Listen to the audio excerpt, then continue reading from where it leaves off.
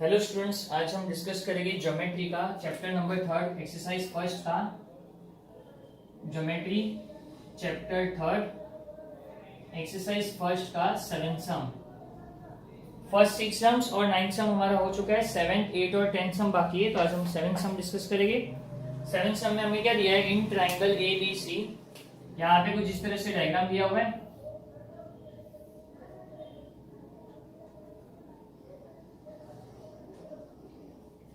Triangle A B C, sorry diagram कुछ इस तरह है। सी ऊपर है,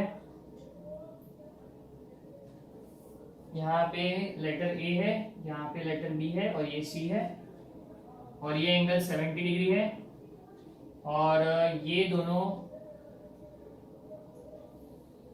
इंटरसेक्ट हो रहा है पॉइंट ओ पे। ये दोनों कॉन्ग्रुएंट है और ये एंगल कॉन्ग्रुएंट है। इन दोनों को एक्स दिया है और इन दोनों को वाई दिया हुआ है। यानी आपको क्वेश्चन में दिया हुआ है गिवन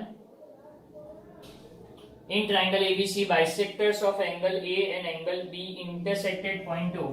तो मैं बोल सकता हूं गिवन में AO and BO are angle bisectors. AO और बीओ क्या है, एंगल बाइसेक्टर्स, जो एंगल ए और एंगल बी को बाइसेक्ट कर रहे हैं। एंगल सी जो है 70 डिग्री है और मुझे फाइंड करना है to find angle AOB। To find करना है मुझे measure of angle AOB।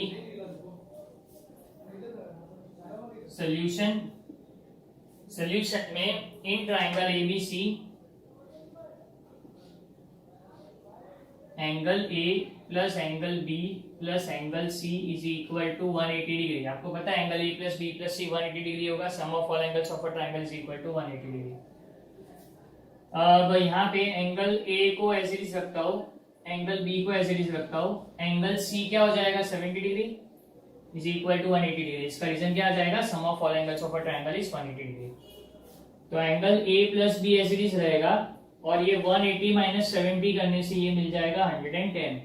180 minus 70 करने से मिल जाएगा 110। अब इसको क्या कर देंगे, multiply through out by half. इसमें आएगा क्या, multiply through out by half. Multiply through out by half. तो एंगल ए का आधा, जब भी अंदर वाला हाफ एंगल लेंगे मतलब अंदर वाला एंगल लेना है, तो एंगल ए का आधा क्या हो जाएगा, एंगल OAB। ए का आधा क्या हो गया, एंगल OAB।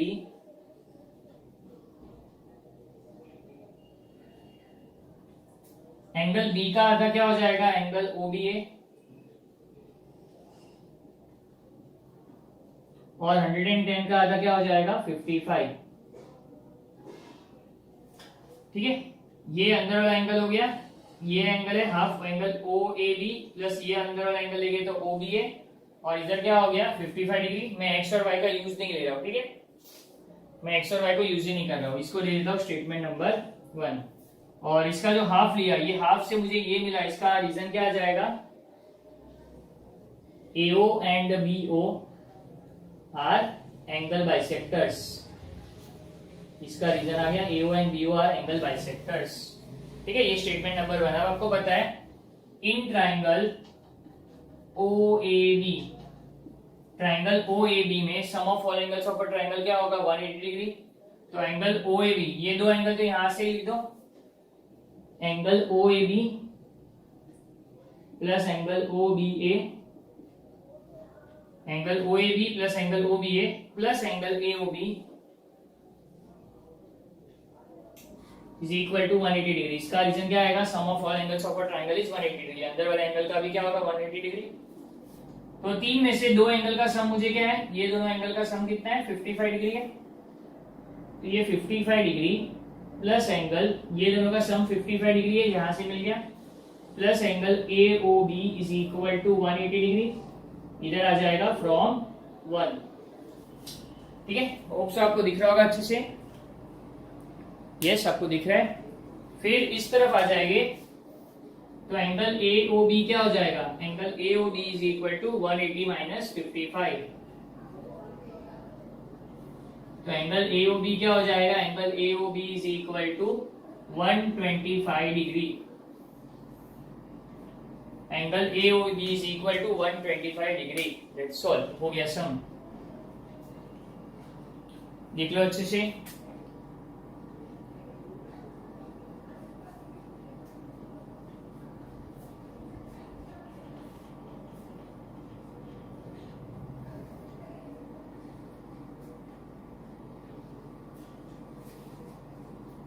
ठीक है, इज दैट क्लियर? 7 सम हमारा यहीं पे खत्म हो जाता है। 8 सम पे आते हैं।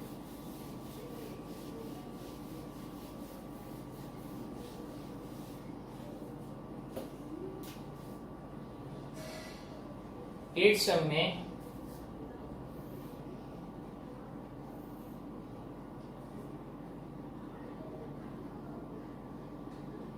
ए और बी दिया हुआ है,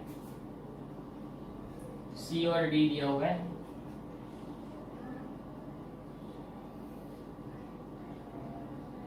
पी और क्यू दिया हुआ है।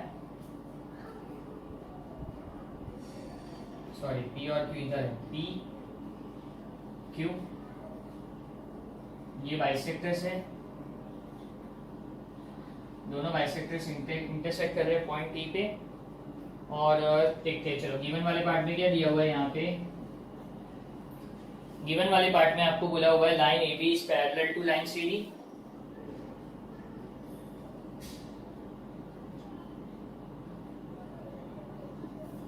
फिर line P Q is the transversal.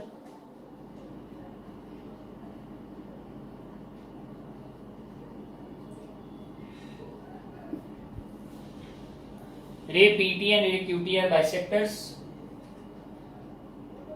Ray PT and ray QT are angle bisectors.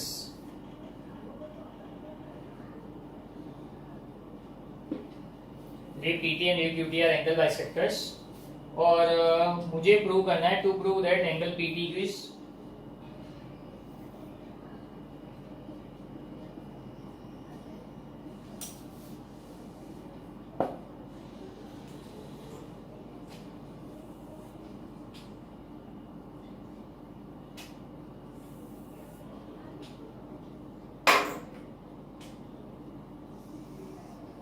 चलो एक भी मार्कर नहीं चल रहा है, जाने देते हैं। To prove that angle PTQ is equal to 90 degree. ठीक है, बहुत सिंपल चीज है। सबसे पहले तो क्या पता है, मैं यहाँ पे प्रूफ स्टार्ट कर लेता हूँ। Line AB is parallel to line CD। Line AB is parallel to line CD। ये वाला पार्ट क्या हो जाएगा, गिवन लाइंस पैरेलल होगा तो इंटीजर एंगल का टोटल कितना हो जाएगा, 180 डिग्री। ठीक है, ये आपको पता है। Therefore angle BPQ plus angle PQD is equal to 180 degree. ये क्या हो जाएगा, interior angle theorem. Sum of two angle, यहाँ पे इंटीरियर एंगल का टोटल कितना ले लिया हम लोग ने, 180 डिग्री ले लिया। ये एंगल, अब इसको क्या कर देना, multiply through out by half. Half से मल्टीप्लाई कर दो, angle BPQ plus half angle PQD, half multiply by 180। यहां पे लिख देता हूं multiply through out by half. तो जब भी मैं हाफ लूंगा, मतलब अंदर वाला एंगल लूंगा, तो BPQ का हाफ लूंगा तो क्या लूंगा, TPQ। Angle TPQ plus PQD का जब मैं हाफ लूंगा तो एंगल क्या लूंगा, PQT। हाफ मतलब हमेशा अंदर वाला एंगल लेना है, और 180 का हाफ हो जाएगा 90 डिग्री। ठीक है, अंदर इसके अंदर वाला एंगल और ये अंदर वाला एंगल ले लिया मैंने। और ये जो मिलता है इसका रीजन क्या आ जाएगा, रे PT एंड रे QT आर एंगल बाइसेक्टर्स। इधर लिख देने का, रे PT एंड रे QT आर एंगल बाइसेक्टर्स। ठीक है, अब इसको दे दो स्टेटमेंट नंबर 1, जैसे इसके प्रीवियस सम में किया था, 90 डिग्री मिलेगा स्टेटमेंट नंबर 1। अभी एक ट्राइंगल है PTQ, एक ट्राइंगल है जिसमें sum of all angles of a triangle 180 degree होगा। जैसे इसके प्रीवियस सम में किया था, वैसे इसमें भी क्या करेंगे, इन ट्राइंगल PTQ तीनों एंगल का टोटल 180 डिग्री होगा। तो 3 में से 2 एंगल तो यहाँ पे मिल गए, angle TPQ, angle PQT, TPQ, PQT और PTQ is equal to 180 degree. इसका रीजन आ जाएगा sum of all angles of a triangle equals to 180 degree. तीन में से दो एंगल का टोटल कितना है, 90 डिग्री है, तो यहाँ पे 90 डिग्री ले लेते हैं, plus angle PTQ is equal to 180 degree, और इधर दे देंगे फ्रॉम 1। ये 1 से पता चला ना कि ये दोनों का टोटल 90 डिग्री है। अब 90 उधर चला जाएगा तो ये क्या हो जाएगा, therefore angle PTQ 180 minus 90, angle PTQ is equal to 90 degree. That's all. देख लो अच्छे से।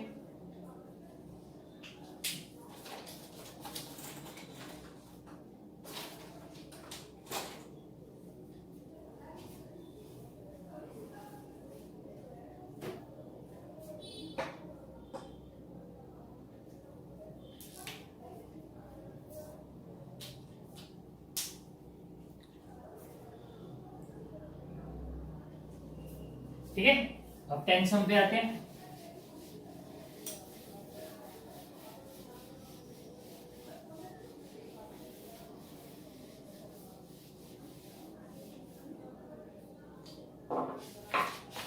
नाइन सम हमारा प्रीवियस लेक्चर में हो चुका है। 10 सम बहुत अच्छा सम है।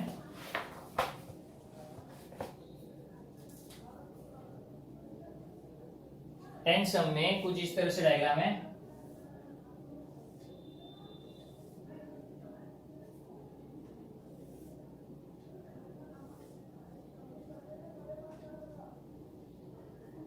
DEF है ये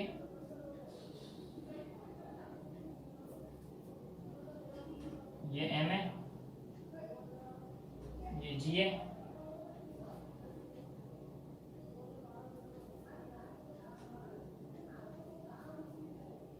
ठीक है। गिवन वाले पार्ट में आपको दिया हुआ है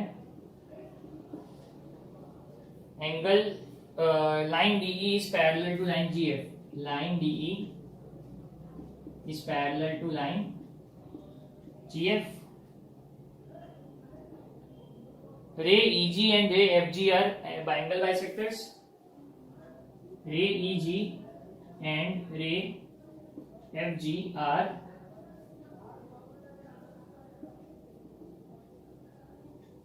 angle bisectors. Prove that angle DEG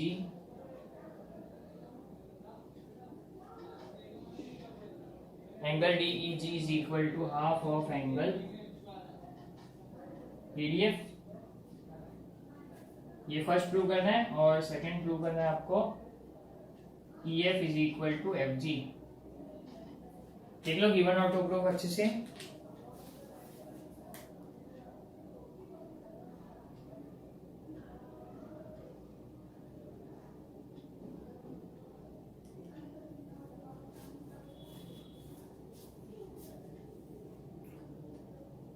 proof वाले पार्ट पे आते हैं। देखो बहुत अच्छा सम है और बहुत लेंदी सम भी होगा, थोड़ा लेंदी सम भी है। बहुत लोगों को ये सम हार्ड लगेगा या एक बार में समझ भी नहीं आएगा, लेकिन आपको ध्यान से सुनना है मैं आपको क्या समझा रहा हूँ और उसी चीज को पकड़े रखना है, ठीक है। आपको ये सम में याद रखना है B square A square C। आपको क्या याद रखना है ये सम में B square A square C, ठीक है। मैं यहां पे लिख देता हूं B square A square C। ये B square A square C है। B स्क्वायर मतलब दो एंगल बाइसेक्टर्स है, B स्क्वायर मतलब दो एंगल बाइसेक्टर्स है यहाँ पे। फिर A स्क्वायर मतलब क्या हो गया, दो अल्टर्ड एंगल्स। B स्क्वायर मतलब दो बाइसेक्टर्स लेने हैं, A स्क्वायर मतलब दो अल्टर्ड एंगल्स लेने हैं, और C मतलब एक करस्पॉन्डिंग लेना है। B स्क्वायर है मतलब दो बार B हो गया, दो बार B मतलब दो बार बाइसेक्टर का यूज करना है। A स्क्वायर मतलब दो अल्टर्ड एंगल्स लेने, और C मतलब एक करस्पॉन्डिंग एंगल लेना है। इस तरह से आपको ध्यान रखना है B square A square C। तो सबसे पहले आप लोग देखोगे EG एक एंगल बाइसेक्टर है, EG बाइसेक्ट्स एंगल DEF, ठीक है। EG सबसे पहले क्या ले रहा हूं मैं, EG bisects angle DEF। EG जो है ये बाइसेक्ट कर रहा है एंगल DEF को, तो एंगल DEG क्या हो जाएगा, ये एंगल क्या हो जाएगा, एंगल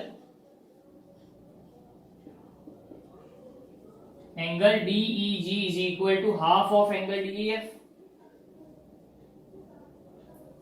ठीक है, इस स्टेटमेंट से क्या पता चला, एंगल DEG क्या हो जाएगा, हाफ ऑफ एंगल DEF। ये पूरे एंगल का हाफ हो जाएगा बाइसेक्टर होने से, ये पता चल गया। इसको 1 दे देता हूं। और आपको क्या पता चलेगा, ये दो एंगल्स कॉन्ग्रुएंट हो गए, bisectors also angle DEG is equal to angle GEF। और इसका रीजन क्या आ जाएगा, इसका रीजन आएगा रे EG बाइसेक्ट्स एंगल DEF। सम थोड़ा लेंथी है, इसके लिए मैं साथ साथ में रीजन नहीं लिख रहा हूं, सिर्फ आपको B square A square C format follow करना है बस। मैं रीजन नहीं लिख रहा हूं, खाली इसका रीजन क्या आएगा, स्टेटमेंट नंबर 1 एंड 2 का एक कॉमन रीजन आ जाएगा, रे EG bisects angle DEF first. अब एक बाइसेक्टर ले लिया, अब सेकंड बाइसेक्टर कौन सा है, FG। रे FG, सॉरी इसका रीजन मैं ऑलरेडी लिख चुका हूं, तो कोई रीजन लिखने की जरूरत नहीं है, मैं इसको ऑलरेडी लिख चुका हूं तो डायरेक्टली आ जाएगा। रे FG क्या कर रहा है, बाइसेक्ट कर रहा है angle DFM।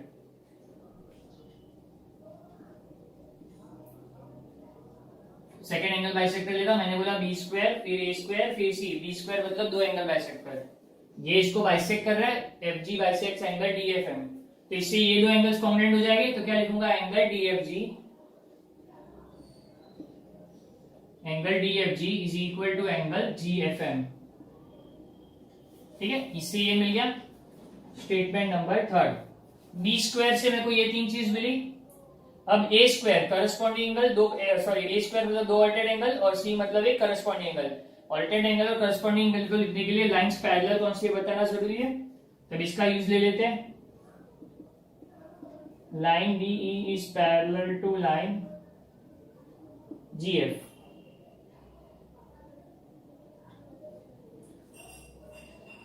Line DE is parallel to line GF। तो लाइंस पैरेलल होने से दो अल्टरनेट एंगल्स कौन से फॉर्म होंगे, देखो एक तो ये अल्टरनेट एंगल फॉर्म हो रहा है, यहां से लेके यहां तक एक ऐसा अल्टरनेट एंगल फॉर्म हो रहा है, तो इस अल्टरनेट एंगल को क्या बोलेंगे, angle DEG is equal to angle EGF। ठीक है, ये ले लेता हूं स्टेटमेंट नंबर 4। ये फर्स्ट अल्टरनेट एंगल हो गया फॉर्म, ये इस तरह से मैंने अल्टरनेट एंगल फॉर्म कर लिया। अब मैं इसको उल्टा एंड, देखो ये तो मैंने इस तरह से लिया, अब मैं इसको सीधा एंड देखता हूं, पहले मैंने उल्टा एंड ले लिया, अब मैं सीधा एंड भी देखता हूं, तो ये एंगल और ये एंगल भी अल्टरनेट एंगल फॉर्म करेंगे ना। तो ये एंगल कैसा हो गया, एंगल EDF। ये अल्टरनेट एंगल कैसा हो गया, angle EDF is equal to angle DFG। Statement number 5, तो इसका रीजन आ जाएगा अल्टरनेट एंगल्स, एक तो सीधा एन है और एक उल्टा एन है, उस तरह से ध्यान रखना है आपको। दो अल्टरनेट एंगल्स मिल गए, अब बचा क्या, एक करस्पॉन्डिंग एंगल। करस्पॉन्डिंग एंगल कैसा होगा, करस्पॉन्डिंग एंगल आप लोग देखोगे तो ये एंगल और ये एंगल, एंगल DEF और angle DFM, sorry angle GFM। DEF कौन सा लाइंस पैरेलल है, ये और ये पैरेलल है ना, तो एंगल DEF लिया, तो उसके साथ GFM स्टेटमेंट नंबर 6, और ये हो जाएगा करस्पॉन्डिंग एंगल्स। आप बोलोगे सर आपकी सब बात मान ली, B स्क्वायर कर लिया, A स्क्वायर कर लिया, C भी कर लिया, अब मिला क्या, अब मिला क्या आपको बताता हूं मैं। अब ये B square A square C से आधा सम तो आपको हो गया, अगर आपको इतना भी समझ में आ गया तो आपने मोर देन आपने 70% सम कर लिया, अभी आपका 30% सम बाकी है। ठीक है, B square A square C तो एकदम सिंपल फॉर्मेट बताया मैंने। अब देखो क्या है, मुझे क्या दिया हुआ है यहाँ पे, DEG is equal to half of angle DEF, ये मुझे मिला है। मुझे क्या चाहिए, angle DEG is equal to half of angle EDF। अगर मैं ये स्टेटमेंट और ये स्टेटमेंट को देखता हूं तो इन दोनों में लेफ्ट हैंड साइड तो इक्वल है, लेकिन राइट हैंड साइड में क्या फर्क आ रहा है, इधर EDF है और इधर DEF है। कहने का मतलब है, अगर मैं प्रूव कर दूं कि एंगल DEF और एंगल EDF इक्वल है, तो इसको रिप्लेस करके ये लिख दूंगा मैं। अगर मैं प्रूव कर दूं एंगल DEF और एंगल EDF इक्वल है, तो मैं इसको रिप्लेस करके ये लिख सकता हूं। आ रही है बात समझ में, तो इसको रिप्लेस करके ये लिखने के लिए हम लोग क्या देखेंगे कि कौन से स्टेटमेंट में एंगल डीईएफ और कौन से स्टेटमेंट में ईडीएफ आ रहा है। ये रहा एंगल ईडीएफ और ये एंगल डीईएफ, ये दोनों को इक्वल लाना है मुझे। ये दोनों क्या लेफ्ट हैंड साइड वाले पार्ट है, ये दोनों कब इक्वल आएंगे जब उनका राइट हैंड साइड इक्वल होगा। लेफ्ट हैंड साइड कब इक्वल होगा जब उनका राइट हैंड साइड इक्वल होगा। अब मुझे क्या चाहिए, डीएफजी और जीएफएम को इक्वल लाना है। देखो कहीं पे है डीएफजी और जीएफएम, मिला डीएफजी और जीएफएम। तो ये स्टेटमेंट से डीएफजी और जीएफएम इक्वल है, ये दोनों इक्वल होने से राइट हैंड साइड इक्वल हो गया और राइट हैंड साइड इक्वल होने से लेफ्ट हैंड साइड इक्वल हो गया। तो मैं बोल सकता हूं from third, fifth and sixth, from third, fifth and sixth. Third, fifth और सिक्स से मुझे क्या पता चलता है, थर्ड स्टेटमेंट से ये दोनों इक्वल था, ये दोनों इक्वल होने से राइट हैंड साइड इक्वल हो गया और राइट हैंड साइड इक्वल होने से लेफ्ट हैंड साइड इक्वल हो गया।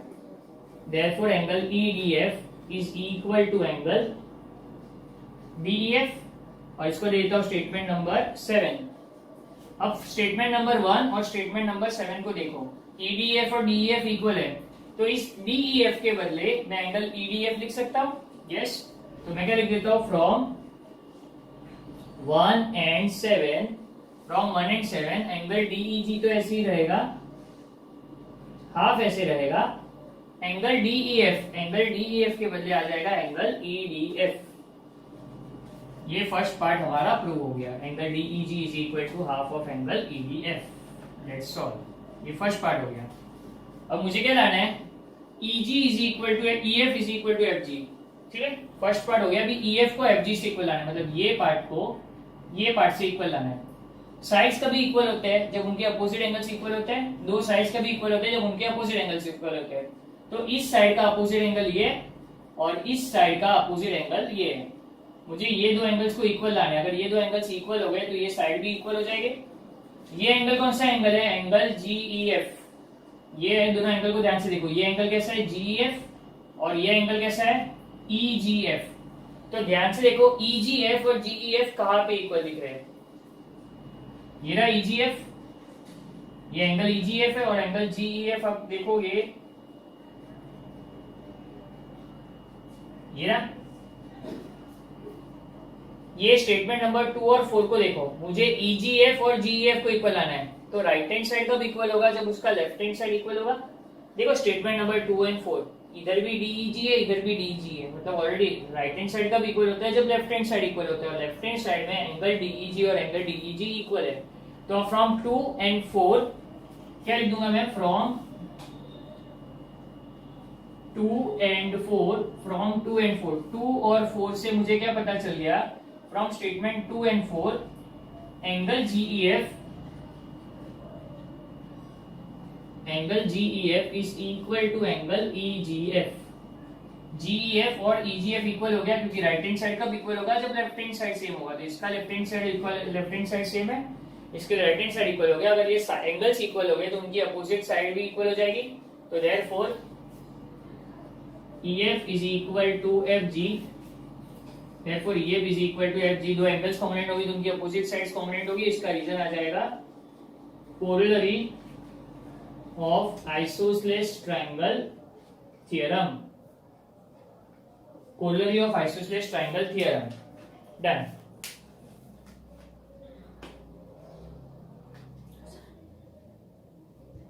देख लो अच्छे से,